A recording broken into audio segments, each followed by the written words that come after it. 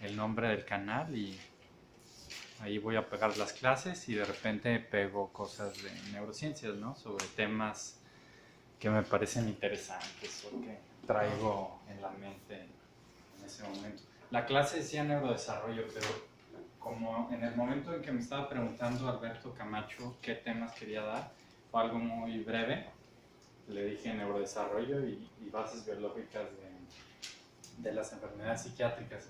Pero me gustaría darles primero una clase de generalidades de neurociencias, porque ustedes no son estudiantes de neurociencias, sino son estudiantes de biología molecular, bioquímicas en cáncer, implantes moleculares, trabajan con cartílago a nivel molecular, pero casi no hay nadie de neurociencias, solo Alberto Camacho, pero él está más involucrado con cosas de neurometabolismo. Creo que yo soy un poco más hacia lo conductual y hacia lo cognitivo, ¿sí? A nivel investigación, porque a nivel teórico muchas veces me gusta integrar la psicología y la biología, que ahorita vamos a ver precisamente cosas de esto. ¿Por qué?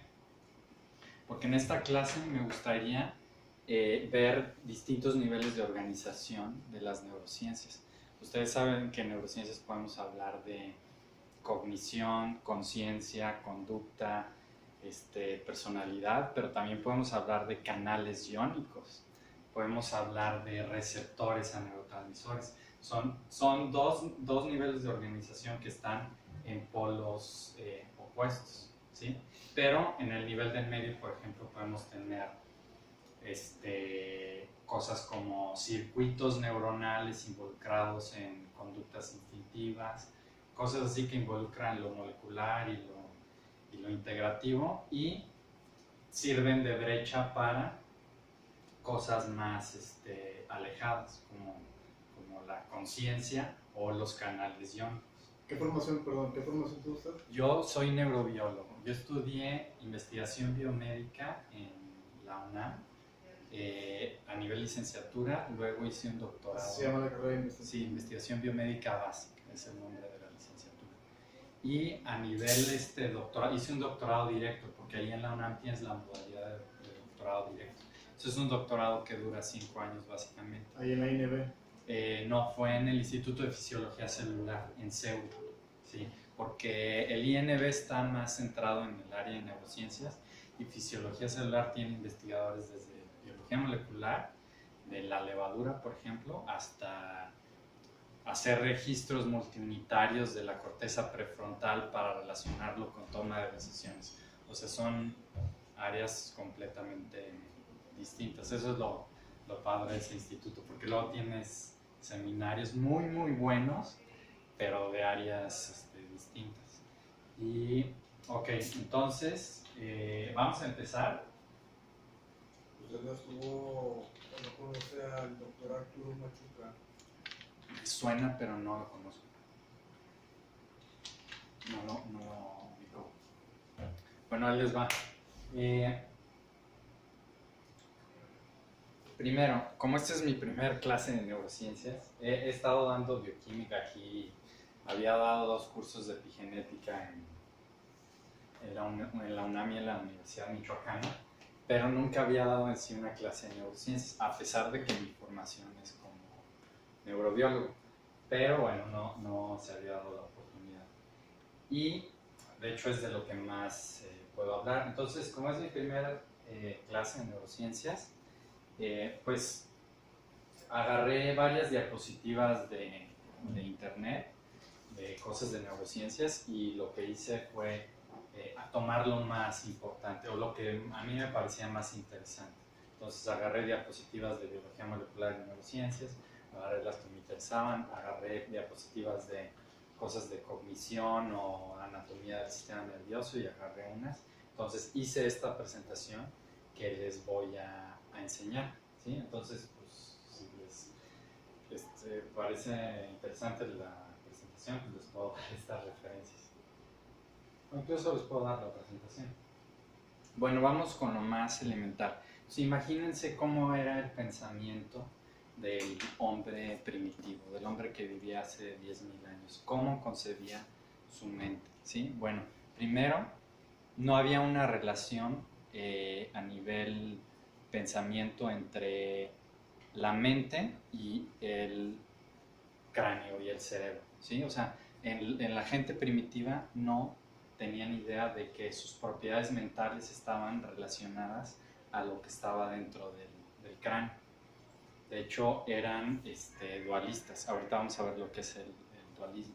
Entonces, no fue sino hasta finales del siglo XVIII que empezaron a relacionar ya de forma más contundente que la mente emergía de el cerebro, ¿sí? De esta masa de gelatina que está dentro del cráneo.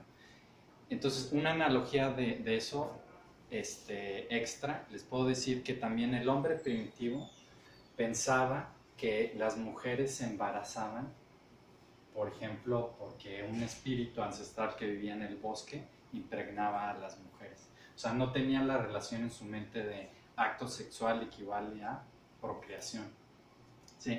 Entonces, es interesante pensar en esos términos evolutivos porque te da una perspectiva de cómo fue evolucionando nuestro pensamiento a través de la historia, ¿no? Entonces, hasta finales del siglo XIX fue cuando se empezó a relacionar más esta masa de gelatina con la mente y la conducta, ¿sí? Entonces todo empezó con el estudio de la frenología. La frenología es una pseudociencia que trató de relacionar las propiedades anatómicas de cuánto medía cada parte del cráneo con facetas de la personalidad, ¿no? Entonces decía, miren, el psicópata se comporta de esta forma y siempre tiene el cráneo más abombado de esta parte y así.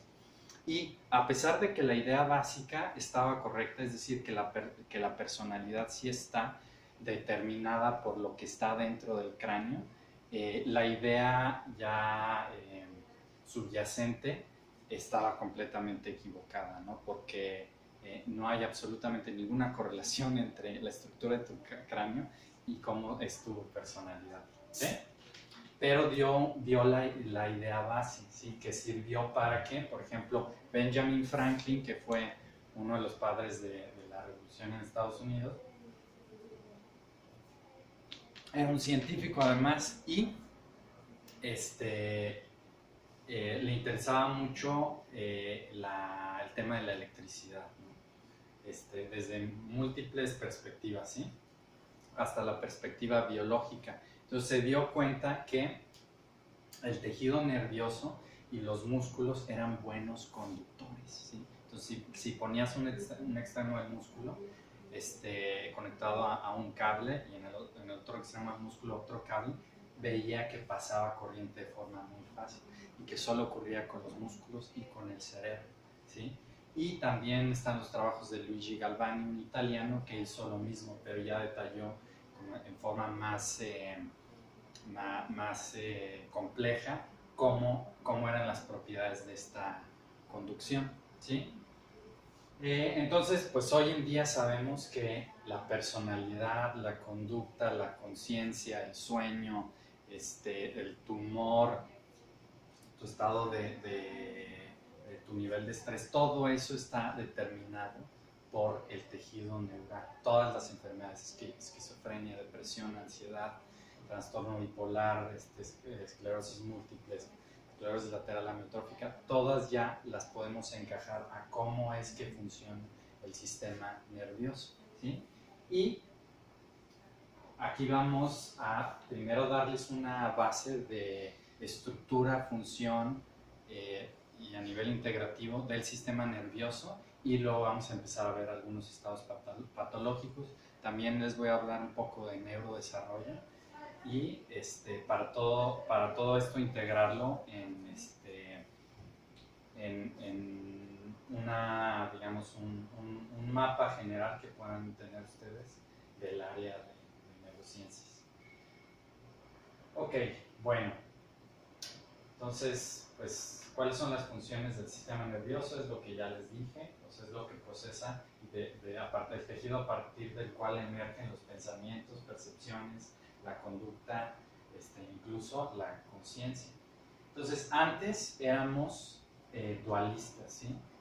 Ustedes saben que Descartes era un filósofo que también habló de el asiento del alma y decía que el alma o la mente estaba coordinada a través de la glándula pineal, coordinaba el cuerpo con la mente, y veía la mente como separada del cuerpo, ¿sí? Nada más que se unía un poco a través de la glándula pineal, pero que en sí el cuerpo no tenía nada que ver con las propiedades de la mente, ¿sí? Por eso se dice que Descartes era un dualista, ¿sí? Y si se fijan, todavía hoy en día la mayoría de la gente piensa de esa forma, ¿sí? O sea, la gente piensa que tienen un alma que cuando se mueren va a salir y su alma y su mente, todas las propiedades mentales contenidas van a transmigrar a otra vida o van a transmigrar a otro estado etérico y eso es un ejemplo típico del dualismo. Sí, o no solamente dualismo metafísico, sino Ajá. todavía hay hasta neurocientíficos que tienen este dualismo, lo que se critica mucho del cerebrocentrismo, Sí, ¿no? claro. De que lo más importante es el cerebro cuando el periférico es casi igual de Importante, sí, esa digamos, vertiente es muy interesante porque sí es cierto, los neurobiólogos somos ponemos demasiado énfasis en el cerebro, ¿sí? Y no nos damos cuenta de todas las otras influencias. Por ejemplo, tomemos el caso del trastorno depresivo. O sea, la mayoría de los médicos y psiquiatras están muy centrados en cómo funciona la serotonina en el cerebro en el estado depresivo. Y cada vez nos vamos dando cuenta que hay distintas cosas en el cuerpo, como la flora intestinal, como tu microbioma, que determina de forma vasta el tu humor y tu estado anímico, ¿sí? O sea, muchísimas depresiones empiezan desde la flora intestinal. Entonces, pues esa visión es más, yo diría que más correcta, porque ve las cosas de una forma holística, porque en general los científicos tendemos a ser muy reduccionistas, y yo creo que esto es un error. Por ejemplo, aquí en el departamento hay gente que se enfoca en temas muy, muy específicos, y a pesar de que, o sea, sí tiene su ventaja, porque al centrarte en algo vas a ser más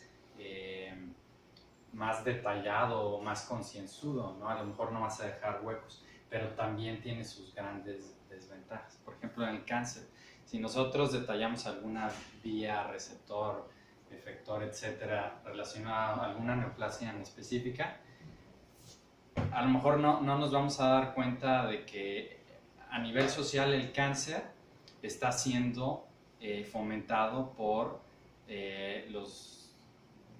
los distintos tóxicos que emergen de todos los procesos industriales que hacemos en la sociedad contemporánea, ¿sí? Entonces, al centrarnos en ese aspecto tan reduccionista, perdemos la perspectiva de qué otras cosas también son importantes, ¿no? Porque hay estadísticas que indican que está aumentando el cáncer de forma dramática en la sociedad contemporánea, ¿sí? Entonces, si nada más nos centramos en eso, pues no estamos viendo lo relevante. Okay. Entonces, el monismo empezó a surgir con esto de la frenología, con más ejemplos que relacionaban el funcionamiento del cerebro con el cambio en la conducta. Entonces, bueno, ya les mencioné un poco de la frenología. Entonces, el primer ejemplo drástico de la relación entre conducta y funcionamiento cerebral es el caso de Phineas Gage. Phineas Gage es un caso de las neurociencias muy, muy importante y ayudó sobre todo a determinar o a relacionar las funciones de la corteza frontal con la personalidad, Sí, Casi entonces como un Phineas milagro Gage. para... ¿Mande? Que fue, perdón, fue casi un milagro para la ciencia. Sí, sí, sí, O sea, si de sí. por sí sobrevivió a ese trauma, gracias a eso sabemos Exactamente. muchas Entonces Phineas Gage era un ferrocarrilero que sus amigos describían como una persona afable, responsable, siempre atento, muy, muy como coercitivo a la hora de aplicar las reglas del trabajo y muy capaz. Y resulta que estaban construyendo una vía de ferrocarriles y de repente hubo una explosión y le atravesó una barra de acero por esta parte del cerebro.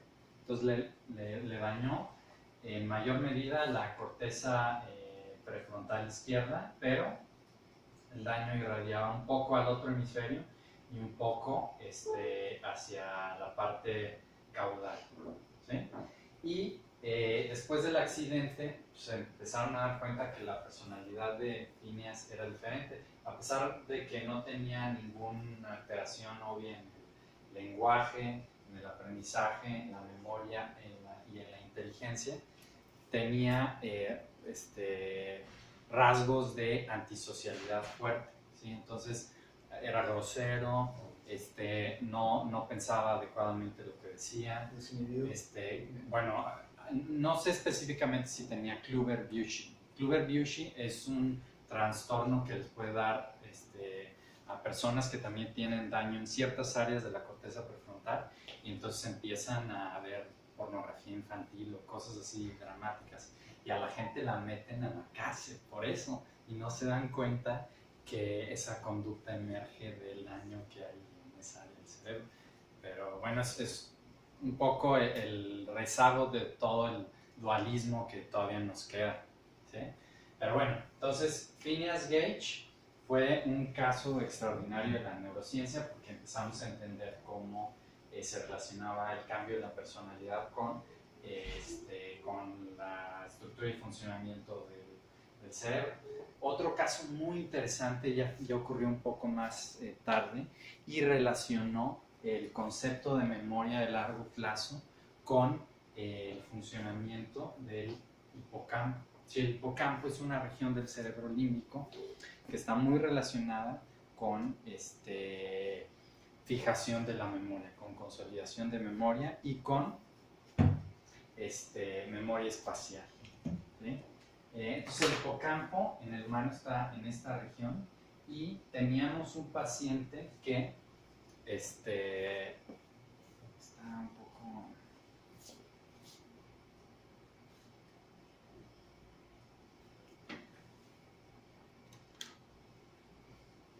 Teníamos un paciente que tenía... Es el puerto, pero está Okay. Teníamos un paciente que tenía un caso severo de epilepsia que no respondía a medicamentos y en una cirugía trazaron el foco epiléptico. ¿Sí? Se dieron cuenta de que estaba en ambos hipocampos. ¿Sí? Entonces lo que hicieron... ¿Perdón? Era temporal. Sí, estaba en el lóbulo temporal. Entonces se dieron cuenta de que ahí estaba el foco epiléptico y eran los dos hemisferios. Entonces lo que hicieron los cirujanos fue sacarle los dos hipocampos. Pero entonces como en ese tiempo todavía no sabían bien cuál era la relación de todas las estructuras del cerebro, pues no se dieron cuenta de que iba a tener consecuencias pues muy graves. Entonces este paciente HM aparentemente en los días siguientes estaba muy bien y no pasaba nada, la inteligencia estaba bien, reconocía a la gente, etc. Pero resulta que de repente se dieron cuenta de que no reconocía a toda la gente y que nada más reconocía a la gente que ya tenía... Sí, o sea que ya la conocía antes de la cirugía, ¿sí? Como familiares, amigos, etc. Pero no reconocía a las enfermeras o a los doctores. Entonces se les hizo raro y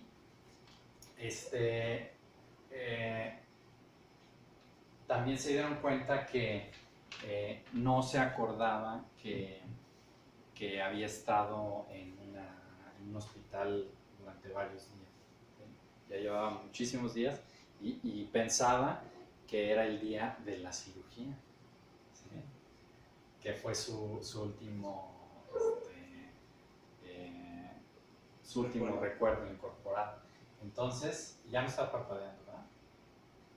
No, Entonces, bueno, resulta que un día le dieron un ¿cómo se llama? Rumicu. ¿Sí conocen el Rumicu?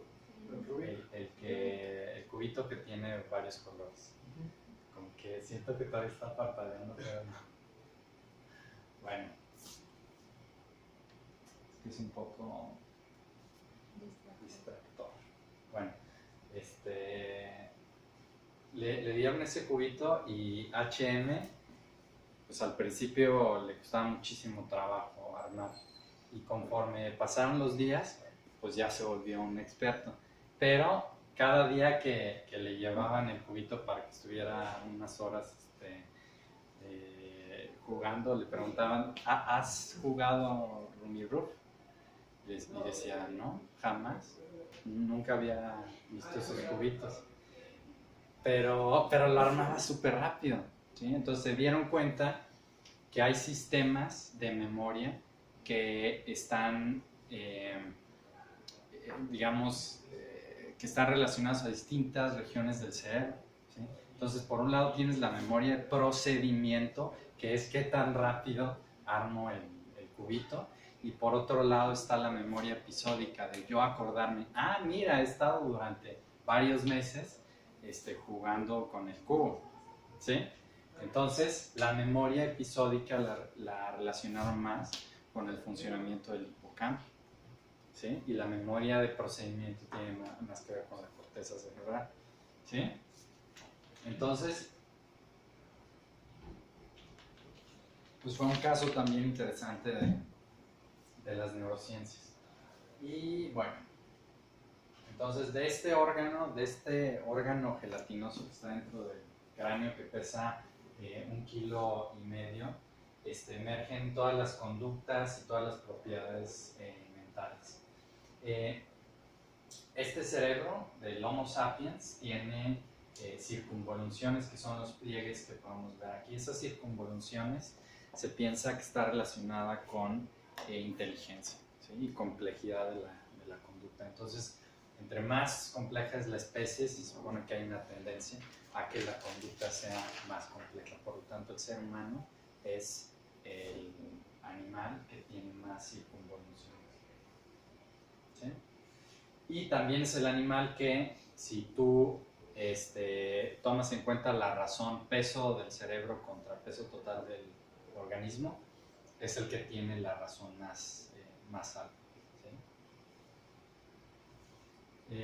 Ok, entonces el cerebro está dividido entre materia gris, que son los somas de las células, y materia blanca, que son los axones, y está organizado de una forma jerárquica. Esto es una idea muy, pero muy importante del funcionamiento del sistema nervioso, porque lo puedes ver a nivel anatómico, cómo funciona esa jerarquía, pero también a nivel funcional. Les voy a dar un ejemplo que también se relaciona a psicología. ¿Sí conocen ustedes la pirámide de Maslow? Bueno, la pirámide de Maslow es un concepto que propuso Abraham Maslow sobre las funciones de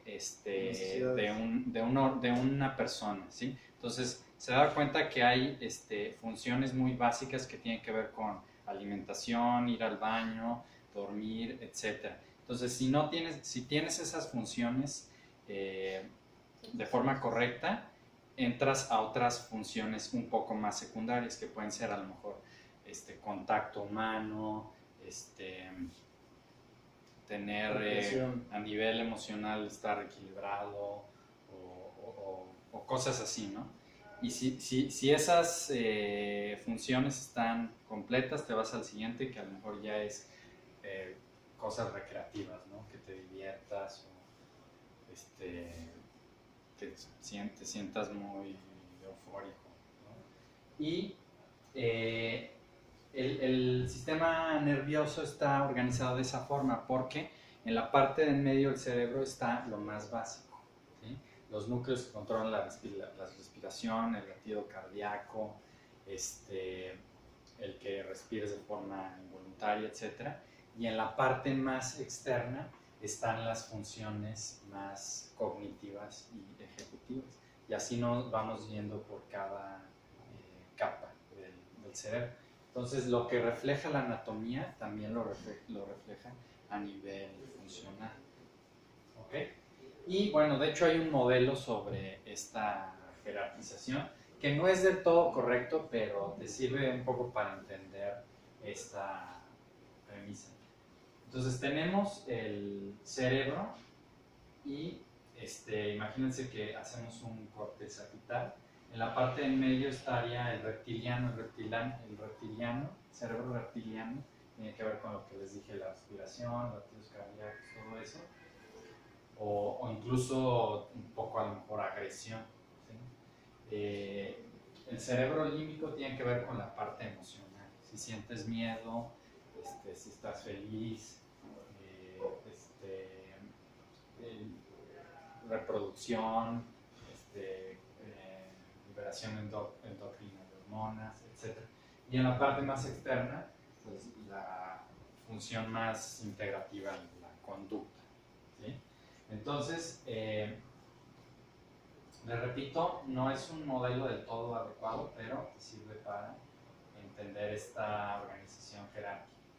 Y, ok, pero bueno, he estado mencionando nada más el cerebro, pero vamos a extendernos un poco más al sistema nervioso periférico. Entonces, el sistema nervioso se divide en central, que abarca la médula espinal del cerebro, y el sistema nervioso periférico, que tenemos la parte somática y la parte autonómica, ¿sí? La parte autonómica se divide en dos: el sistema nervioso simpático y el sistema nervioso parasimpático.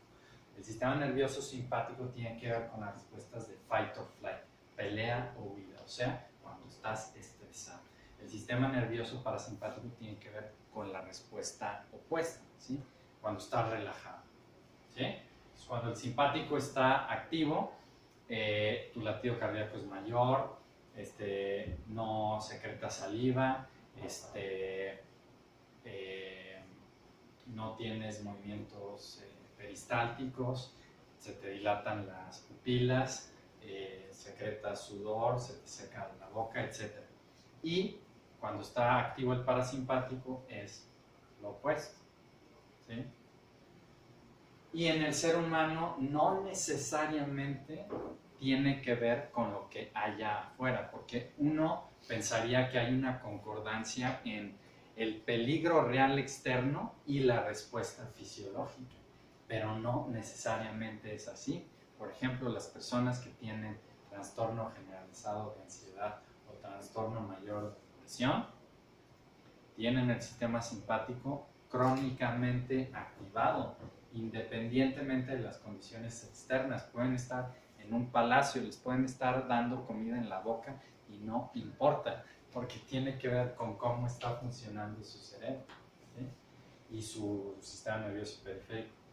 Entonces, el sistema nervioso somático tiene que ver con los movimientos voluntarios, ¿no? Entonces, tiene que ver con las neuronas motoras que inervan los músculos y los activan a través de liberación de acetilcolina.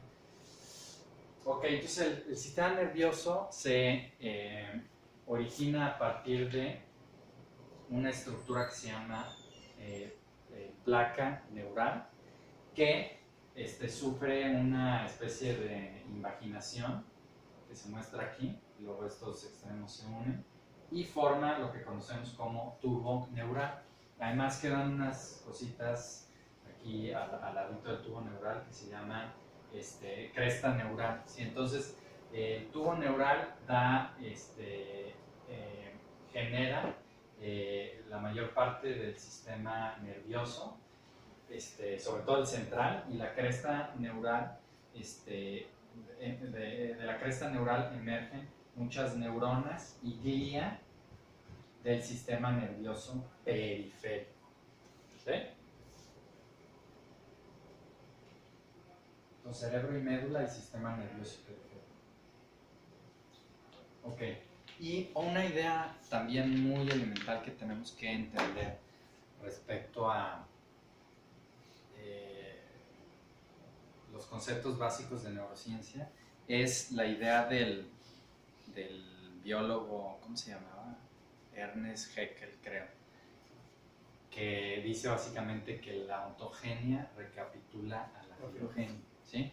Entonces eso significa que, por ejemplo, en el humano, entre más temprano nos vamos en el desarrollo embrionario, más nos vamos a parecer a especies de ejes filogenéticos muy alejados, ¿sí? Entonces, por ejemplo, en esta etapa están mostrando de dónde emergen las escamas de los peces y se dan cuenta que en el humano hay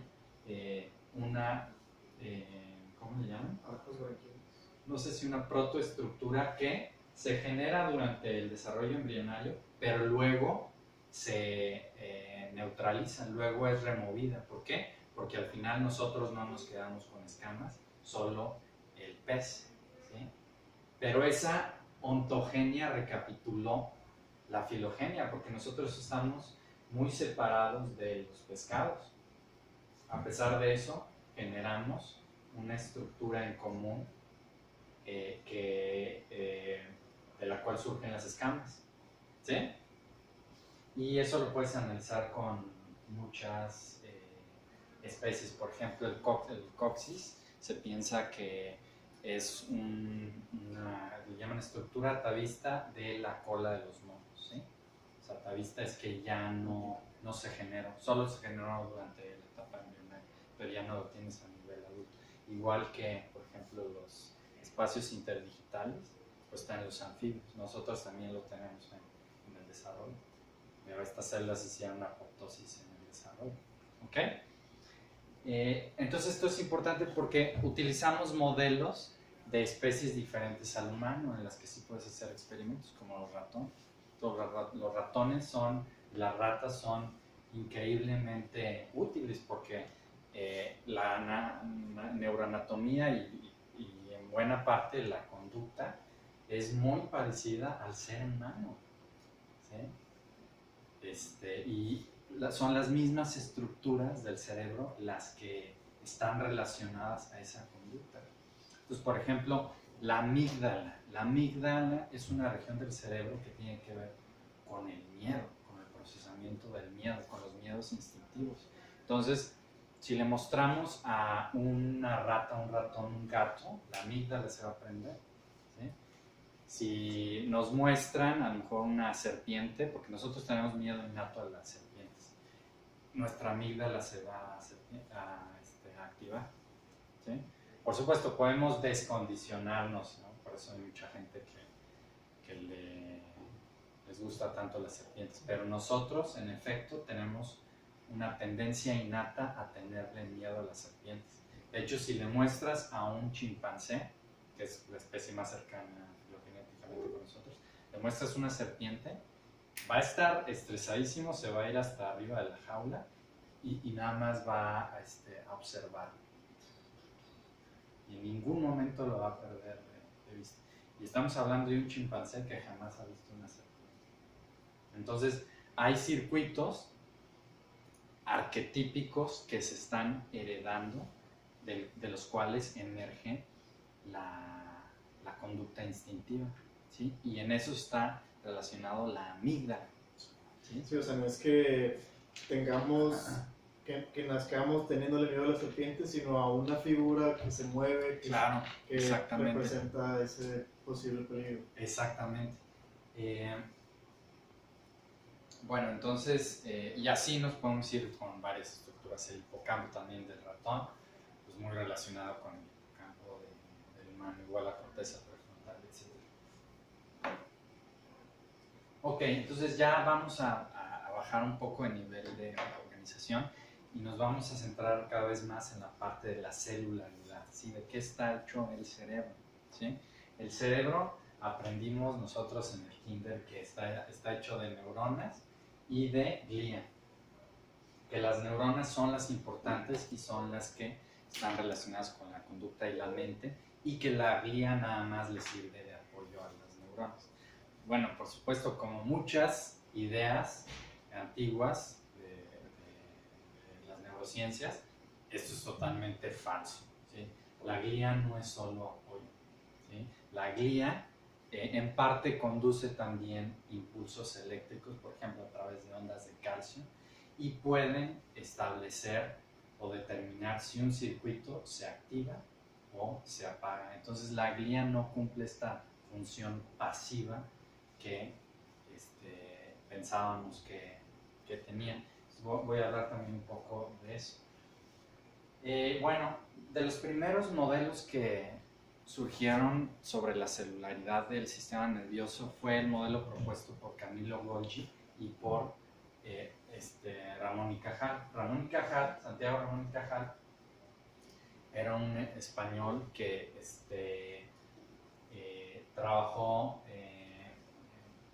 mucho con la anatomía de las neuronas. Y bueno, lo interesante de los dos es que eran un poco como enemigos, y uno fue el que desarrolló la técnica importante y el otro fue el que la explotó así a más no poder, que es la técnica de Golgi. La técnica de Golgi es una técnica de tinción que utiliza sales de plata, ¿sí? Entonces esas sales de plata se meten solo a algunas neuronas, porque piensen en esta área de la corteza como repleta de neuronas. Por lo tanto, si marcas todas, no verías nada. Entonces, la ventaja del Golgi es que solo se mete en algunas neuronas. Y de hecho, todavía hasta la fecha no entienden bien cómo funciona la tinción de Golgi. Pero bueno, Camillo Golgi lo que pensaba era que el cerebro era un sinsisio, es decir, que las neuronas se conectaban directamente una con otra y así se transmitían los impulsos eléctricos. Y Santiago, Ramón y Cajal, lo que decía era que había una discontinuidad, ¿sí?, entre cada neurona. O sea, propuso la existencia de la sinapsis, ¿sí? Entonces, al final ganó Ramón y Cajal, los dos recibieron el premio Nobel, pero a la fecha podemos decir que a pesar de que la sinapsis es el modelo aceptado y comprobado y el que más nos puede explicar cosas sobre el cerebro, también ocurre algo que decía Camillo Golgi, porque hay, por ejemplo, uniones GAP en el cerebro que nos sirven para transmitir impulsos eléctricos de forma continua entre distintas neuronas, ¿sí? Entonces no estaba tan equivocado Camillo Golgi. Pero bueno, entonces en el cerebro tenemos neuronas, tenemos glía. La glía se divide en astrocitos, microglía y oligodendrocitos en el sistema nervioso central. Los astrocitos tienen que ver mucho con el metabolismo de los neurotransmisores, también determinan si una zona va a estar metabólicamente activa o apagada, y también le aporta algunos nutrientes a la neurona. Los oligodendrocitos tienen que ver con la mielina, ¿sí? La mielina se localiza en los axones. ¿Y por qué necesitamos esta mielina? Bueno, la mielina sirve para aislar el axón. Y eso te permite tener una buena capacitancia entre el espacio intracelular del axón y el espacio extracelular de acá, ¿sí? Permite aislar muy bien esos dos contenedores.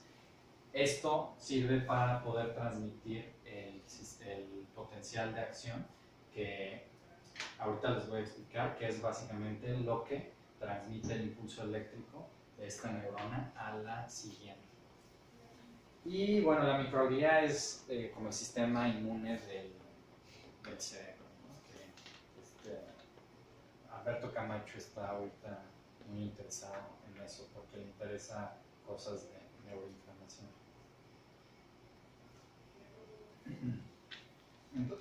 Perdón. Entonces, esto es en el sistema nervioso central. En el sistema nervioso periférico, en vez de oligodendrocitos tenemos células de Schwann, ¿sí? Y en el sistema nervioso periférico tenemos, en vez de astrocitos, células satélite.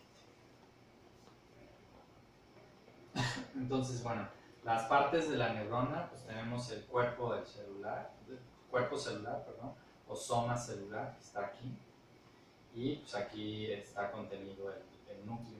Tenemos las dendritas, que son estas ramificaciones, de aquí, y tenemos un solo axón que está aquí, que también se ramifica al final. Y en las puntas de las ramas de este axón tenemos los botones sinápticos, que son como abultamientos que tiene la rama axónica, que es donde ocurre la sinapsis. Y bueno, tenemos las células gliales. Okay. Entonces, este es un experimento que muestra las ondas de calcio en los astrocitos, y estas ondas de calcio están relacionadas con mantener activo un circuito neuronal. Entonces, imagínense que aquí hay varias neuronas. El hecho de que tengas ondas de calcio va a hacer que se prenda el circuito neuronal que está funcionando de forma paralela. Entonces, por eso la glía no solo cumple un papel pasivo de alimentar a las neuronas, sino también determina la actividad de un circuito neuronal.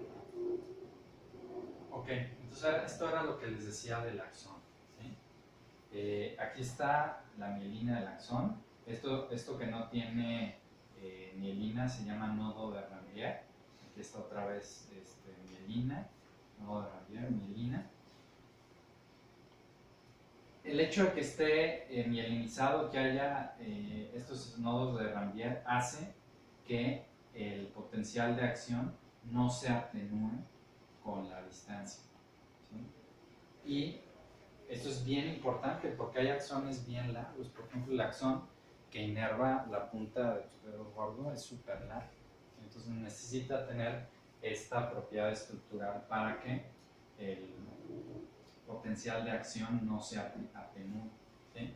Porque si se atenúa, entonces no va a liberar acetilcolina y el músculo no se va a contraer. ¿Ok?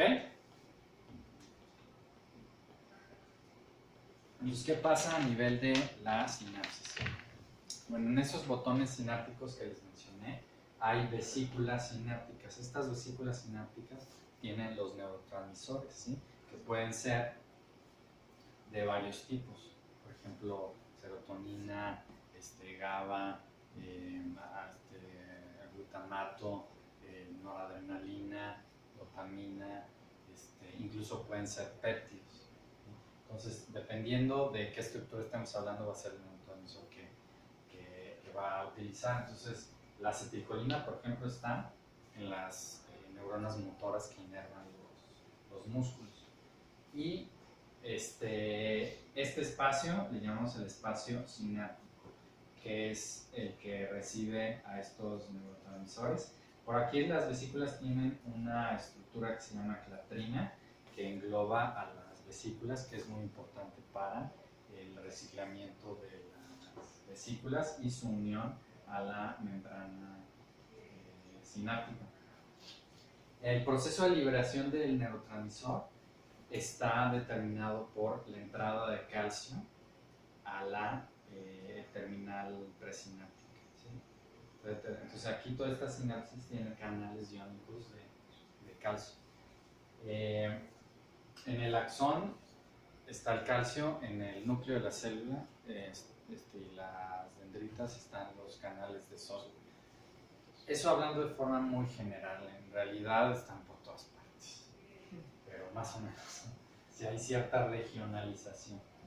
Ok, bueno, y tenemos además algo que se llama agonista, que puede ser una sustancia exógena al cuerpo que activa el mismo sitio del neurotransmisor, ¿sí? Entonces, el neurotransmisor actúa en los receptores postsinápticos. que están en las dendritas. ¿Sí? Entonces, esos receptores postsinápticos se activan cuando el neurotransmisor está presente, pero con los agonistas, esos agonistas se unen al mismo sitio, porque muy probablemente parte de la estructura química del agonista es parecido al neurotransmisor. ¿Sí? Y bueno, los antagonistas sería el mismo caso, nada más de que en vez de activar, inhibe a la neurona. ¿Ok? Sí. Bueno, la sinapsis química, que es la que les acabo de mencionar, tiene esta estructura básica que vamos a volver a repasar. Están las vesículas en el botón presináptico, que tienen la molécula de clatrina que las envuelve, y están también algo que se llama receptores presinápticos, que sirven como un mecanismo de retroalimentación para esta neurona, para saber exactamente cuánto neurotransmisor está liberando. ¿Sí? Entonces, además de avisarle, hey, a la neurona postsináptica, hey, actívate, ahí te va esta información, también se va a avisar a sí mismo cuánto neurotransmisor está liberando a través de estos receptores presinápticos. ¿Ok? ¿Sí? Y bueno, esta es una microscopía electrónica donde se ve esto que se conoce como densidad postsináptica. La densidad postsináptica se forma por varias proteínas, como proteína postsináptica, que forman esta barra de alta densidad, y por eso se ve la diferencia en la microscopía electrónica. Y entonces, cuando haces microscopía electrónica, puedes fácilmente identificar los sitios de la sinapsis por esta densidad postsináptica. ¿Sí? Y pero bueno, como sucede casi con todo de las neurociencias, siempre hay excepciones, ¿no? O sea, los axones no son las únicas estructuras que tienen vesículas, también las dendritas. ¿Sí? De repente te encuentras con dendritas que tienen vesículas y resulta que hay transmisión sináptica dendrodendrítica en vez de ser axónica dendrítica. ¿Sí? Entonces, por ejemplo, esta es una microscopía electrónica en la que se puede ver, bueno, esto se supone que me parece que es la dendrita, y se ve que tiene estas vesículas, ¿sí? Que tienen muy probablemente neurotransmisor. Entonces, simplemente para mostrarles que muchas veces nos quedamos con ideas muy estrechas sobre cómo funciona algo, y resulta que muchas veces hay excepciones. Ok, bueno, esto ya se los mencioné. Es el neurotransmisor, la molécula agonista, que es parecida al neurotransmisor, y el antagonista, que bloquea. Ok. Bueno, diferencia entre axones y dendritas. En general, las neuronas nada más tienen un solo axón, tienen muchas dendritas. La superficie del axón es lisa, la superficie de la dendrita es más lo contrario a suave, más irregular. ¿Sí? Los axones no tienen ribosomas, las dendritas sí tienen ribosomas,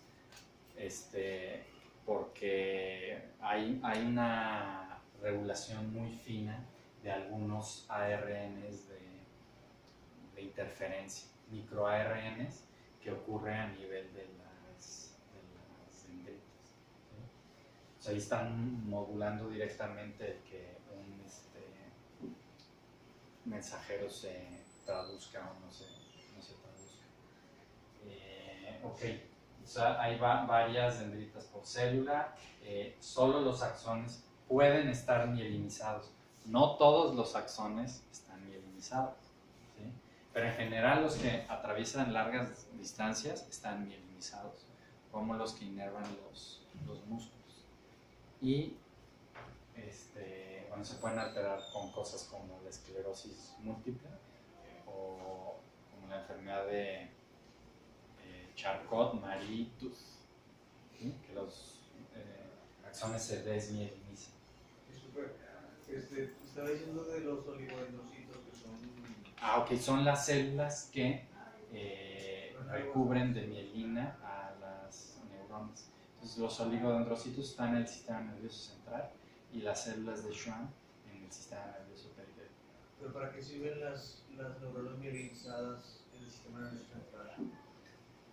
Para que no se atenúe el potencial de acción.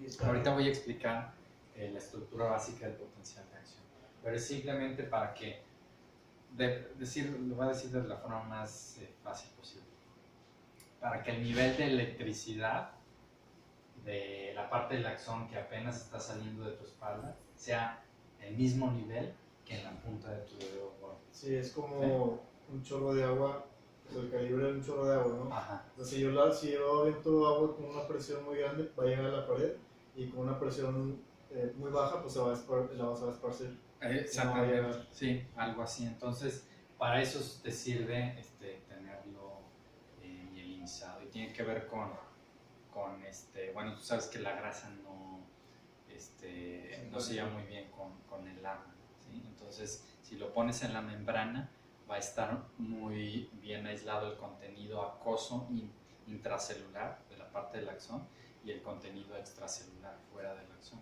¿sí? Y bueno, entonces, eso te hace mantener muy bien las concentraciones de iones dentro del axón y fuera del axón. Que eso lo voy a explicar todavía un poco más adelante. pero ahora voy a plantear al revés. ¿Cuáles son las neuronas que no están mielinizadas en el sistema nervioso central? Las que no están conectadas de forma... Las que no tienen que atravesar longitudes muy largas, ¿sí? O sea, por ejemplo, hay neuronas que están pegaditas, ¿sí? Entonces se conectan ahí luego. Entonces no tienen que atravesar una distancia muy larga porque están al ladito una de otra. ¿Sí? Entonces las del cerebro son las que realmente no están mielinizadas, ¿o? No, porque en el cerebro tienes Es una distancia muy grande. sí, o sea, por ejemplo, hay neuronas de tu amígdala que se tienen que conectar con la otra amígdala. Entonces, por supuesto que utilizan axones mielinizados. De hecho, les había hablado de la sustancia blanca y de la sustancia gris. La sustancia gris del cerebro es pura mielina, ¿sí? Y es donde esos axones están atravesando grandes distancias en el cerebro. Más bien la diferencia, te estoy hablando de neuronas que están a 20 micras de distancia, ¿sí? O sea, en el cerebro puedes atravesar 10 pero centímetros, fácil, ¿sí? Y también en condiciones patológicas puede ser que no estén mielinizadas, ¿no? Como esclerosis múltiple y enfermedad de Charcot-Marie-Tooth. Ok. Bueno, así será una neurona real, muy probablemente marcada con biocitina, y se pueden ver las ramificaciones aquí de las dendritas, y ahorita les voy a mostrar con más detalle esta estructura que se genera aquí, que se llaman espinas dendríticas, ¿sí? Espinas dendríticas, ¿sí? Y ahí es usualmente donde ocurre la sinapsis con el axón. Algo interesante de estas espinas dendríticas es que son altamente dinámicas, son muy plásticas, incluso en el adulto. Por ejemplo, este es un time lapse de una espina dendrítica, y se ve esta espina dendrítica a través de varios minutos cómo va creciendo. Es muy dinámica, puede crecer, puede encogerse, etc. ¿De qué están hechas? ¿Son prolongaciones membranosas? Sí, son prolongaciones membranales, pero pueden ser altamente especializadas, o sea, pueden tener sus propios ribosomas, tienen sus vesículas, tienen un montón de receptores y son cosas muy complejas. Bueno, uno de los investigadores que más ha trabajado con esta dinámica, dinámica temporal, es un tipo que se llama Karel Despovoda. Luego les paso más referencias. Entonces, ya hemos hablado de las neuronas y de la parte unicelular, ¿sí? Las partes de una sola neurona. Ahora vamos a empezar a ver ya más circuitos, ¿sí? Las conexiones entre las neuronas. Entonces, este es el circuito más simple, es una neurona presináptica conectándose con una neurona postsináptica. ¿Sí? Y cuando recibe esa información eléctrica, la neurona postsináptica, hay varias cosas que tenemos que evaluar respecto a esa información que está recibiendo esta neurona postsináptica. Primero, algo que se llama el input zone. El input zone es donde ocurren los potenciales postsinápticos. ¿Sí? O sea, aquí donde está conectando la neurona postsináptica con la presináptica es el input zone. ¿Para qué sirve ese input zone? Son zonas en las que está habiendo cambios del potencial de membrana. El potencial de membrana es una palabra que van a escuchar mucho en las neurociencias y tiene que ver con cuál es la diferencia de cargas dentro de la neurona con respecto del espacio extracelular. ¿Sí? Y siempre, o en general, es de menos 70 milivolts. ¿Eso qué quiere decir? Que hay cargas más negativas dentro de la neurona con respecto a la parte externa. ¿Sí? Entonces, cuando ocurren estos potenciales postsinápticos, cambia el potencial de membrana, se vuelve más positivo. ¿Sí?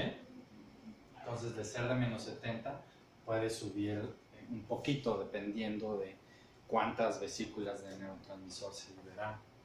¿Sí? Y estos potenciales postsinápticos se van acumulando y se van extendiendo también hacia el soma, ¿sí? Porque se activa una espina, pero lleva un poco de la tendencia eléctrica al soma, ¿sí? Entonces, si se acumula,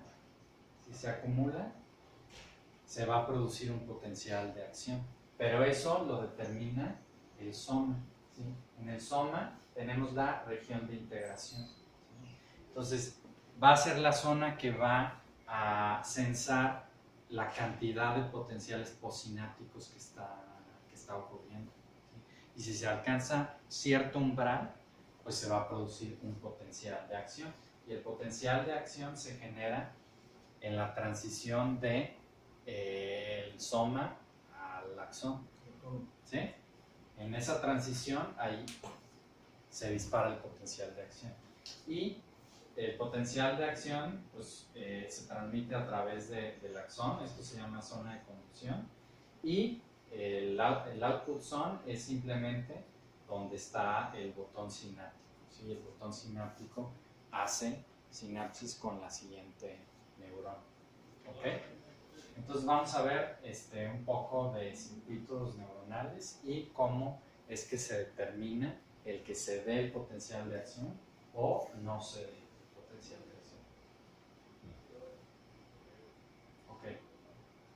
En general, la circuitería es axodendrítica, es decir, tienes un axón que inerva o hace sinapsis con una dendrita y transmite la información eléctrica, el potencial de acción. Pero como siempre hay excepciones, pues obviamente también hay conexiones directas de los axones al soma sin tener que pasar por la dendrita. O también hay conexiones dendrodendríticas y un montón de otras cosas, pero la clásica es axón, dendrita y ya luego pasa la información al soma, axón, dendrita y así no la llevamos. ¿Ok? Entonces, dependiendo del tipo de neurona, va a ser el tipo o la cantidad de sinapsis que tenga. ¿Sí? Entonces, por ejemplo, una neurona piramidal, la neurona piramidal es la neurona más compleja del humano, ¿sí? Y está en la corteza cerebral. Esta neurona puede recibir hasta 1000 inputs sinápticos, ¿sí? O sea, tiene hasta 1000 o más sinapsis funcionando en un momento dado. ¿Sí? Y, pero esto depende del tipo de neurona.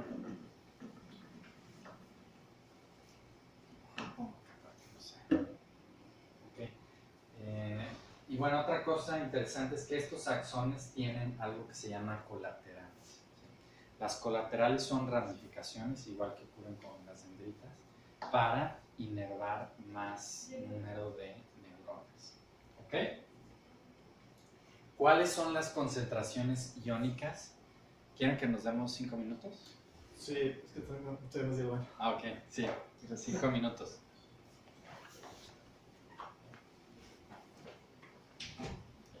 Dice que lo va a publicar esto en YouTube, ¿verdad? Sí.